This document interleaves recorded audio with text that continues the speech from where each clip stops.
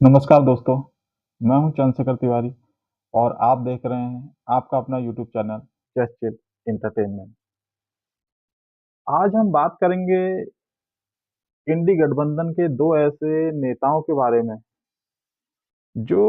2024 के लोकसभा चुनाव में उत्तर प्रदेश में खुद कोई चुनाव लड़ने के इच्छुक तो नहीं थे, लेकिन एक दूसरे के कारण ही दोनों को मजबूरी में उत्तर प्रदेश में लोकसभा चुनाव में प्रत्याशी के तौर पर अपना नामांकन करने को मजबूर होना पड़ा है। असल में यूपी में लोकसभा का चुनाव लड़ना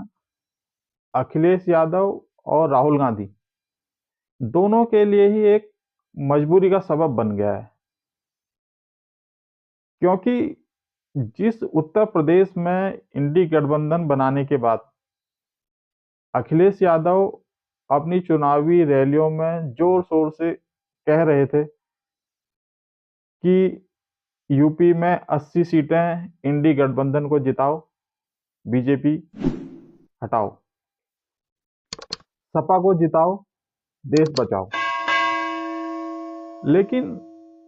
खुद अखिलेश यादव लोकसभा का चुनाव लड़ने के इच्छुक नहीं थे और वहीं इंडी गठबंधन के दूसरे सहयोगी दल कांग्रेस पार्टी और कांग्रेस पार्टी के मुख्य नेता राहुल गांधी राहुल गांधी भी यूपी से चुनाव न लड़कर वायनाड से चुनाव लड़ने के लिए चले गए थे।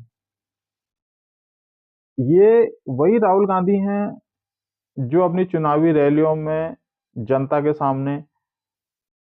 जोर शोर से कहते थे कि मैं मोदी से नहीं डरता, और जब उसकी प्रतिध्वनि के तौर पर जनता बहुत भरपूर समर्थन करती थी, तो उपस्थित जन समूह से भी कहते थे कि आप भी मोदी से मत डरो। लेकिन ये वही राहुल गांधी हैं जो मैं मोदी से नहीं डरता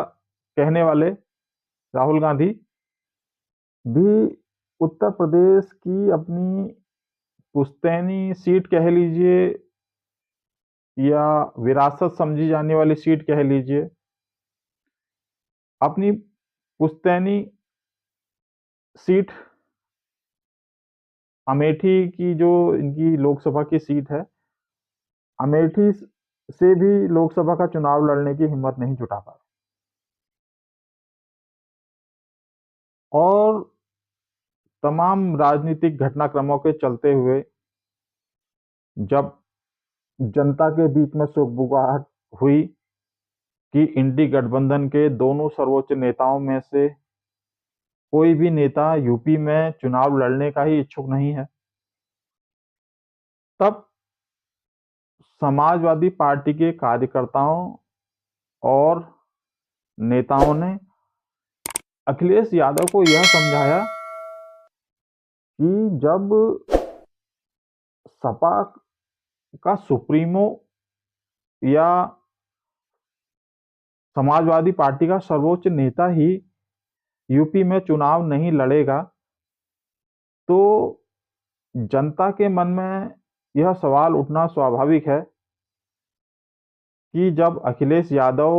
स्वयं ही मैदान में नहीं उतर रहे हैं और इंडी गठबंधन के दूसरे सहयोगी दल कांग्रेस और कांग्रेस पार्टी के मुखिया कह लीजिए या मुख्य नेता कह लीजिए, राहुल गांधी भी अमेठी सीट छोड़कर वायनाड से चुनाव लड़ रहे हैं और इंडी गठबंधन के जब इन दोनों सर्वोच्च नेताओं को अपनी खुद की जीत पर ही भरोसा नहीं है, तो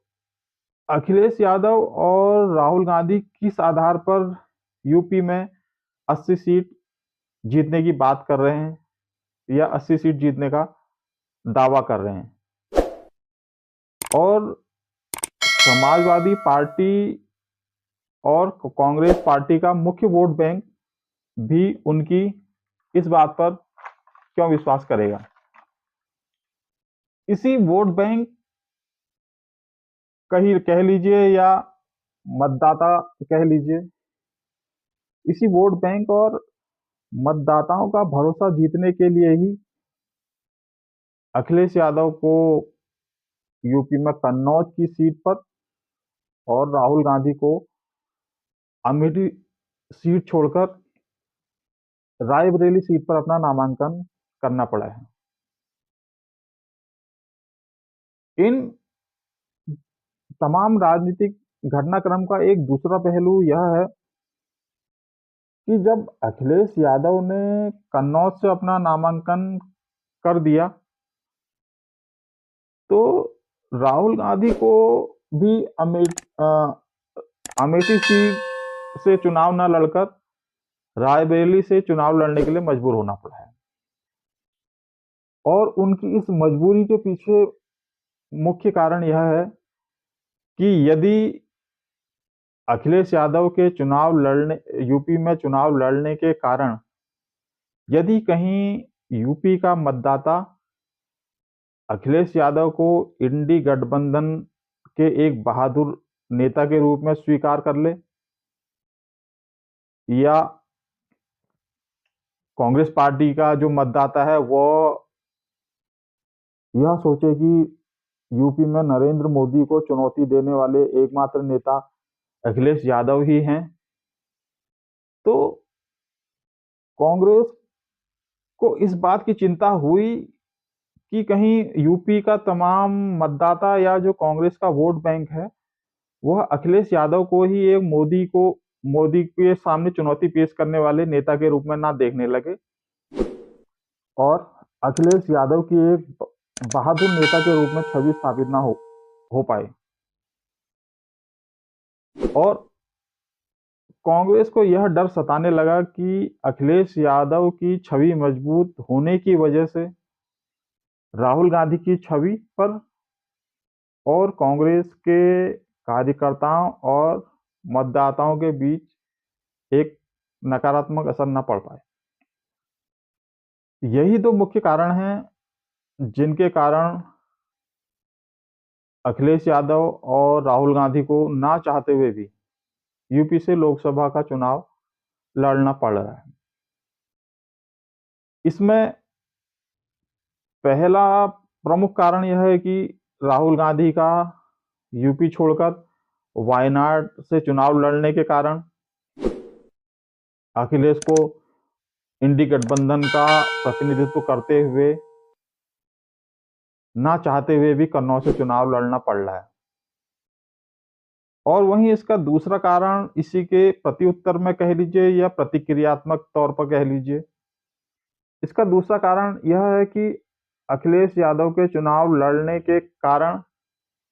यूपी के मतदाताओं के बीच अखिलेश यादव की एक बहादुर नेता और राहुल गांधी की मैदान छोड़कर भागने वाले नेता की छवि स्थापित ना हो जाए। और राहुल गांधी की छवि खराब होने का अतिरिक्त फायदा समाजवादी पार्टी को ना मिल जाए, क्योंकि कांग्रेस की वैसे भी यूपी में राजनीतिक हैसियत बहुत कम ही बची है। इसी कारण से राहुल गांधी को भी अखिलेश यादव के चुनाव लड़ने के कारण प्रतिक्रियात्मक तौर पर ही सही रायबरेली से चुनाव लड़ना राहुल गांधी के लिए एक मजबूरी बन गई। कुल मिलाकर इंडी गठबंधन में कौन ज्यादा बहादुर नेता है यह स्थापित करने का प्रयास ही इंडी गठबंधन के इन दोनों मुख्य नेताओं को जनता के बीच जाने के लिए मजबूर कर रहा है। आज के अंक में बस इतना ही। फिर मिलते हैं किसी नए मुद्दे पर अपनी राय रखने के लिए। अगर आपको हमारा ये प्रयास पसंद आ रहा है तो हमारे इस YouTube चैनल को लाइक शेयर एवं सब्सक्राइब अवश्य करें। और जब तक हम फिर आपके सामने उपस्थित होते हैं, फिर किसी नए मुद्दे पर अपनी राय रखने के लिए, तब तक आप लोग भी कीजिए जस्ट चिल। धन्यवाद।